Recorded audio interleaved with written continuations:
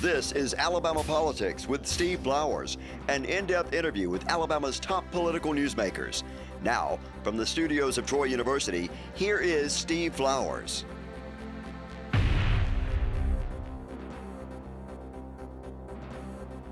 I'm Steve Flowers, and welcome to Alabama Politics. Folks, we're very fortunate tonight to have as our guest one of the good guys in Alabama government. I'm not going to say politics because he's not a politician. He's a leader and a smart businessman, a good man.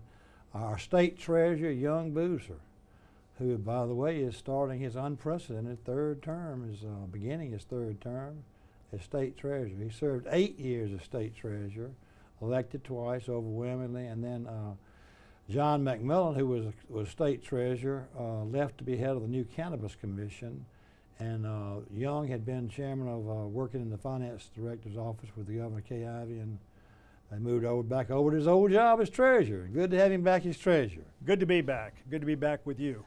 It's been about 5 years. It's been a while. Mm-hmm. You're right. I've got a picture of me and you on the wall doing this. Some of my favorite guys that I have a little menage and things, and different ones, but we were sitting here doing this show. You were good company. Got a lot of governors in there, but you know, I didn't know. I was just talking about this when we were going in the intro. Has anybody served more than 2 terms? Well, Agnes Baggett and then would come back, and Mel Patel Allen back in the old days. But you only couldn't succeed yourself. That's right. I think Agnes Baggett served 3 terms. Yeah, but they weren't successive. No, they weren't. What they would do is they would go, one of them, Agnes Baggett and Mabel Amos, would swap offices. One of them go to treasurer and one be secretary of state every 4 years. They established a pattern. They sure did. You remember that? I do. I do. Young Boozer grew up in Tuscaloosa. Y'all tell everybody about it. Tell your family roots. I want them to know those roots. You're not the original Young Boozer. You're Young Boozer the third, but your granddaddy was mayor of Hartford and then in the timber business, and then your daddy, who was a famous man, Young Boozer.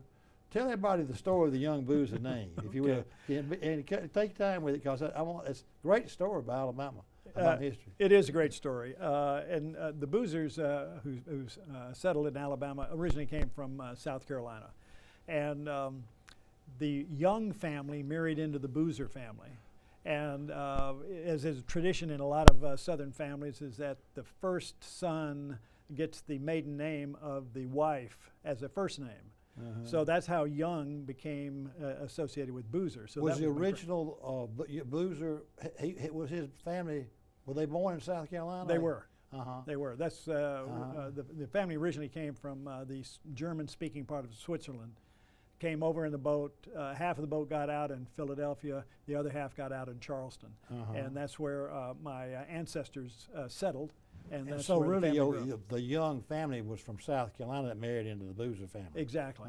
So my grandfather was the first Young Boozer. What brought him back to Alabama, down to Alabama? Everybody came during that era, about that time. They did. And it was opening up, really. It was opening up, and you could get land, and they were in the timber business, so they had a sawmill, they had a turpentine still, and a turpentine still, not a booze still, okay? And so that was all in the panhandle of Florida and in South Alabama in Geneva County. My grandfather was the mayor of Sampson. Sampson, not Hartford. Yeah, from 1916 to 1919. And it was in the timber business. In the timber business.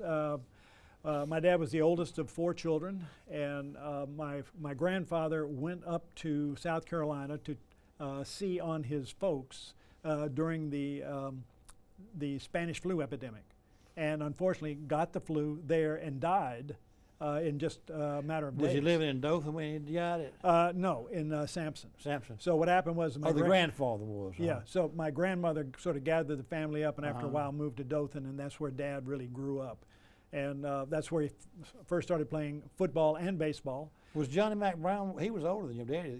Yeah, he was. Now Dixie Howell was in that same group. He was in the same group, and he was from Hartford. And isn't that something? Yeah, there were a lot of great athletes that came from there. Early Wynn, remember the pitcher? That's right. Was from down there? Yeah.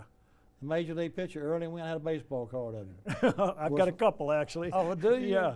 So Dad went to the University of Alabama. He was a star football player and a star baseball Was player. he on a football scholarship? He was. Dixie Howell obviously was too. He was. And Coach Bryant was on the team. Don Hudson was on the team. They had a. That's a heck of a story. They had And a those great two team. Harvard boys throwing the ball to each other. Yes. Your daddy was a receiver, wasn't he? He was a halfback. yeah. And then, but then They didn't throw the ball much back No, then. they didn't. But No. Dixie Howell was a good passer, they say. He was very good. He was an incredible athlete. Yeah. So Howell was on that team. Hudson was on that team. The other end. Yes. And your daddy was a halfback. Yeah. Bill Lee, Tarzan White. There were some great football They sure players. were. Yeah.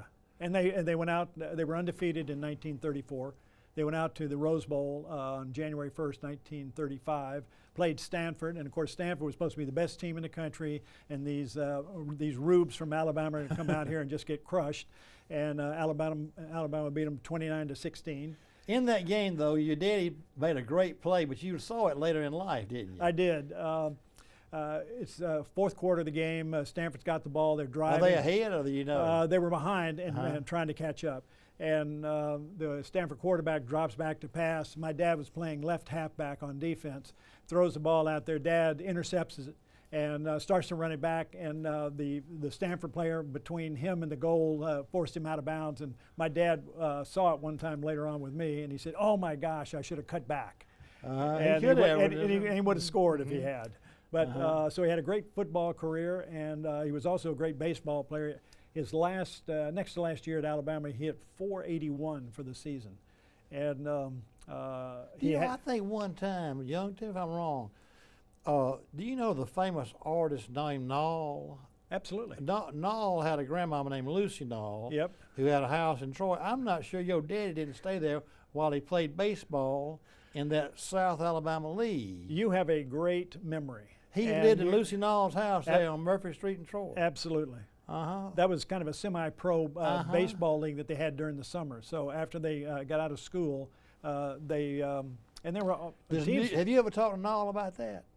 No, I haven't. But you know, Bubba Trotman was involved right. with all that and too. that was his aunt. Yes. Miss Lucy Nall was his aunt. Absolutely. And Bubba Trotman and I used to talk about that all the time. He knew about your daddy staying Oh, there. absolutely. Absolutely. Your daddy played, what town did he play for? Dothan in that league? No, he played for Troy. Did he? Yeah. Okay, I remember getting the box scores when I was a little boy. It was South Alabama League, a minor league. Yeah. Had Ozark, Troy, Dothan, and Luge had a team. Yeah, maybe even Mariana might have had. Yeah, that's right, maybe yeah. a team or two in the Panhandle. I think your daddy batted about 400. He was good. Uh-huh. He could hit the long ball. There's no question about it.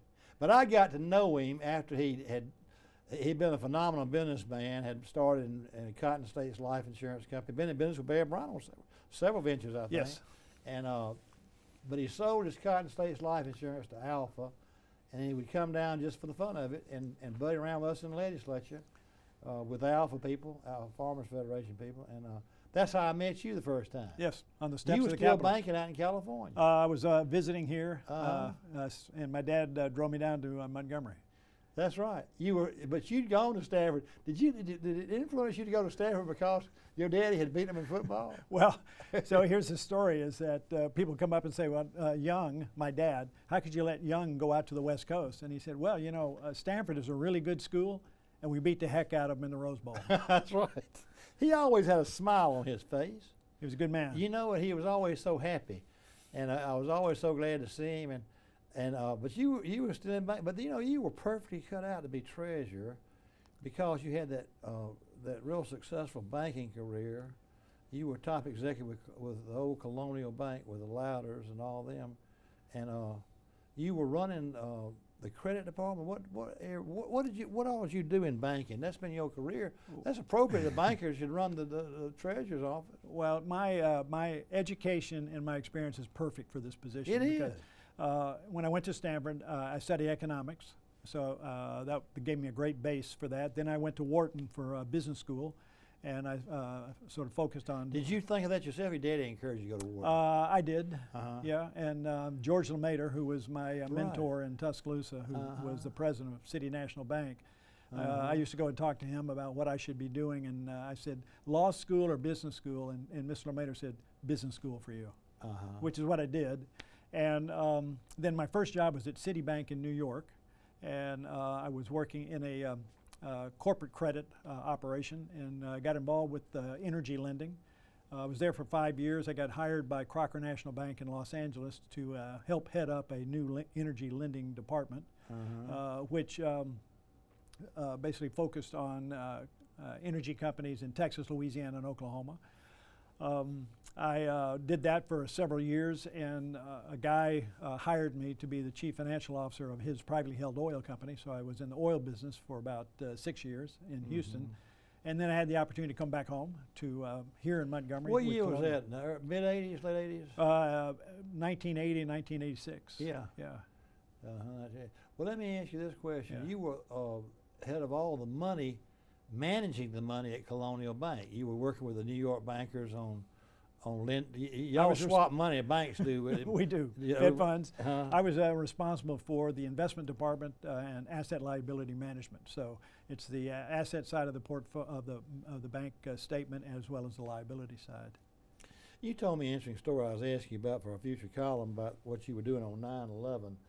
Tell our viewers what your remembrance of 20 years ago for 9/11, 2001. You were down there at the old, with the Montgomery Police Department, is the old one square, what's it called, one court square?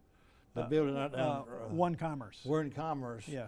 And it was the old Exchange Hotel. And the old Exchange. Oh, okay, it was Yeah. down there then. Yeah. Okay, yeah. The old Exchange Hotel. Yeah. So we were responsible for funding the bank on a daily basis. So we got in early so that we could deal with New York, because that's the money center of the country, of the world at that time. And David Jones, guy who worked for me, was responsible for contacting our Fed funds managers and brokers in New York first thing in the morning in order to set our position. I walk in probably about 7:30. I'm in my office, and David comes in. He says, "Hey, you're not going to believe this, but I was on the phone to one of our brokers in the South Tower of the World Trade Center, and he said a plane just flew into the building, the other building, the North Tower."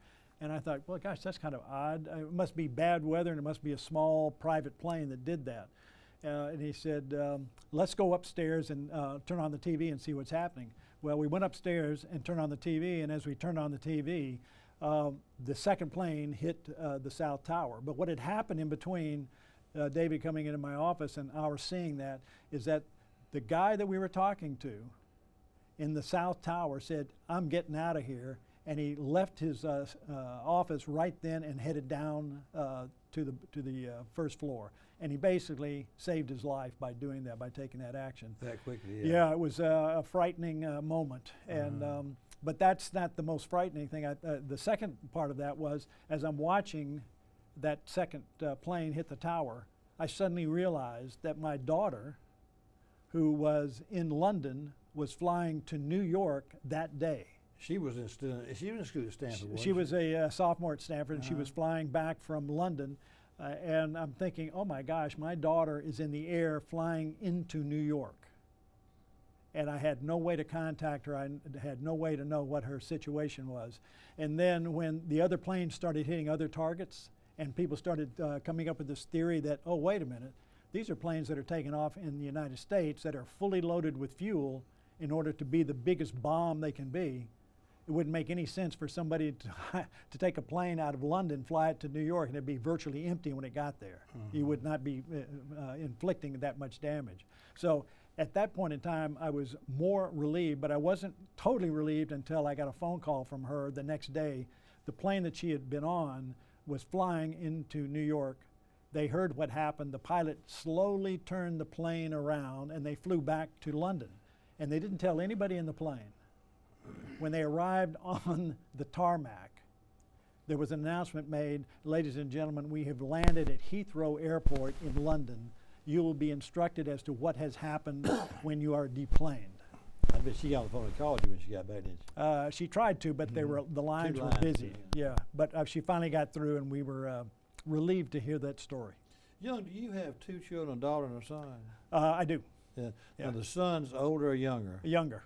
Okay, and he's young Boozer the fourth. You young Boozer the third. That's correct. And of course, Steve, the greatest combination, the ultimate combination of those names and numbers will be his son, my grandson, Young Boozer the fifth. That'll be something. He'll be having a lot of fun with You, that. you won't have to pay for a drink the rest of his life. That's exactly right.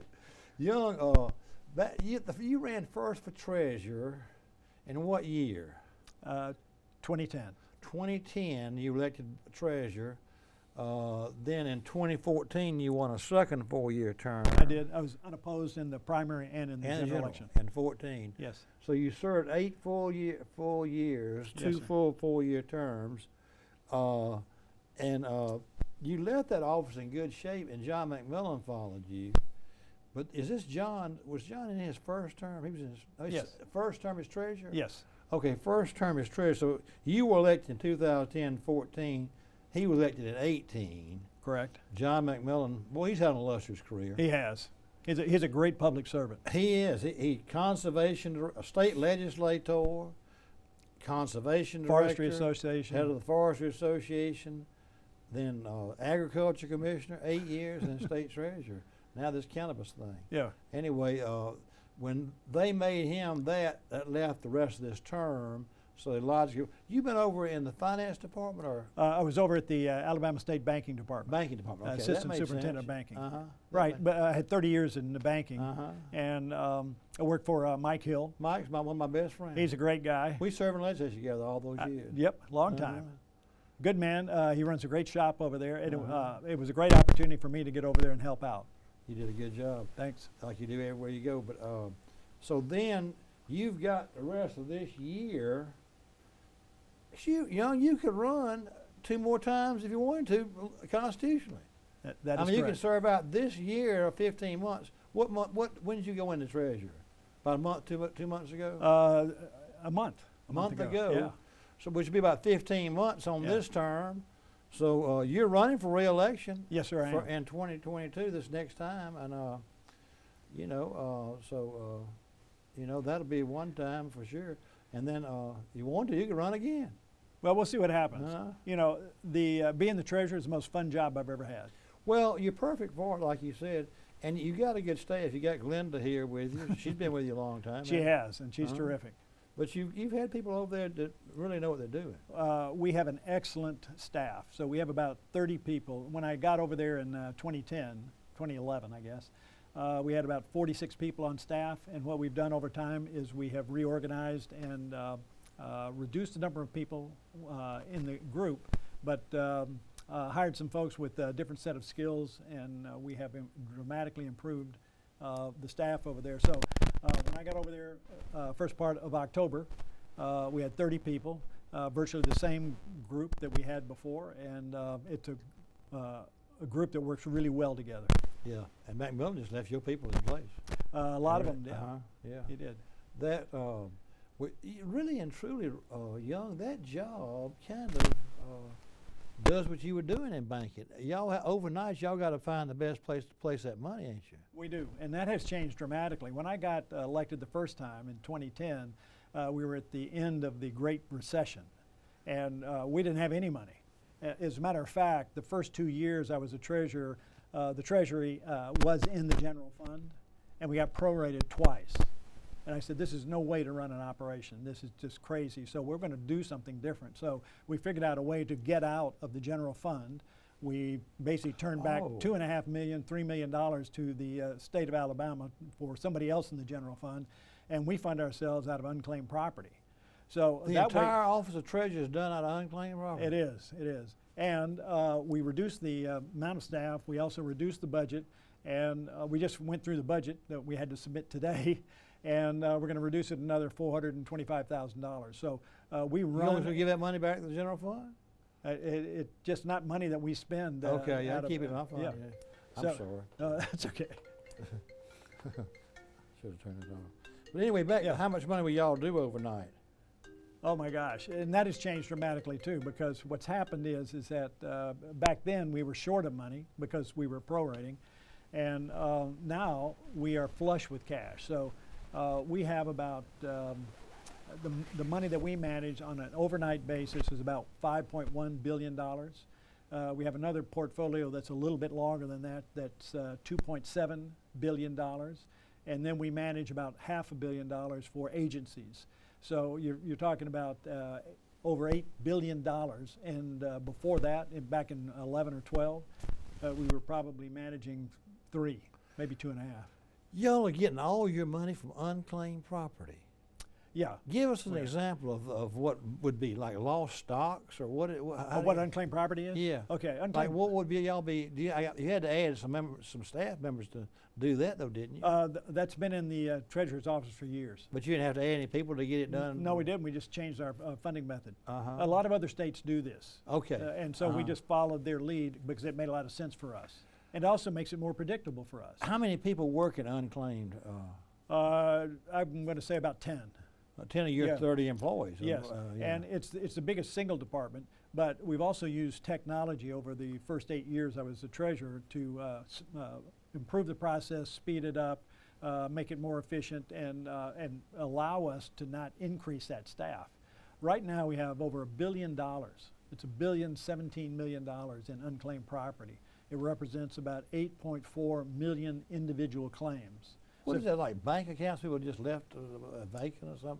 What is it? How do you find them? well, what happens? You open a bank account and you have $100 in it, and you're a student and you get a job and you move from Auburn to And you forget Huntsville, you even got $100. and you forgot the $100 checking account. It's dormant for 3 years. The bank's required to send that money to us, and then we try to find you wherever you got a job or wherever you moved.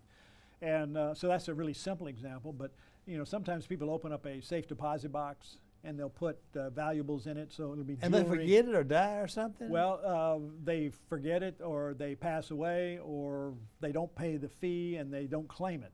And that after 3 years, it gets turned over. Same to as a banking account, a safe deposit. Same box. as a bank account. But right? who tells y'all about it? The banks do. They're huh? required to keep track of those accounts and those deposit boxes.